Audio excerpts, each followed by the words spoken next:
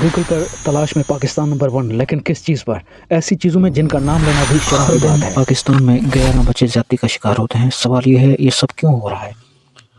मसला क्या है? पाकिस्तान में 16% औरतों को अपने शौहर से जिनसी तशद्दुद का सामना है। ये बात यूएन वुमेन ने बताई है। सहल तंजीम के मुताबिक हर दिन 11 बच्चे मुतासर होते हैं और गूगल ट्रेंड्स के मुताबिक पाकिस्तान गलत जिनसी चीज़ें सबसे ज़्यादा तलाश करता है। ये कोई हादसा नहीं, ये एक बीमारी है। तीसरी बड़ी वजह यह है, 3 वजूहात हैं। पहली वजह यह है कि शादी मुश्किल हो गई है। लड़के 28-30 साल में शादी करते हैं। जहेज़, बारात और अखराजात ने हलाल को मुश्किल बना दिया है। दूसरी वजह फाहश मवाद की लत है। डॉक्टर गैरी विल्सन कहते हैं, ये दिमाग के लिए मंशियात जैसी है। ये बात उन्होंने अपनी किताब योर ब्रेन एंड पोर्न में लिखा है। तीसरी वजह, ज़िंदगी का कोई मकसद नहीं, बेरोज़गारी है, सेहतमंद तफरी नहीं, बस वक्ती मज़े के पीछे दौड़ है।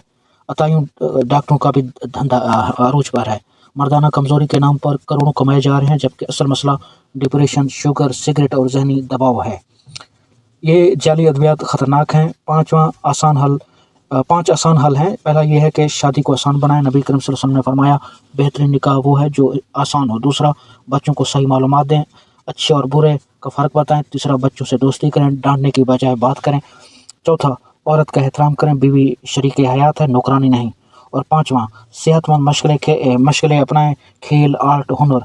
याद रखें, अगर भूखे को अच्छा खाना ना मिले तो वो कूड़ा भी खा लेता है। तब्दीली आपसे शुरू होगी। वीडियो पसंद आए तो लाइक करें, शेयर करें, सब्सक्राइब करें। अल्लाह हाफिज़।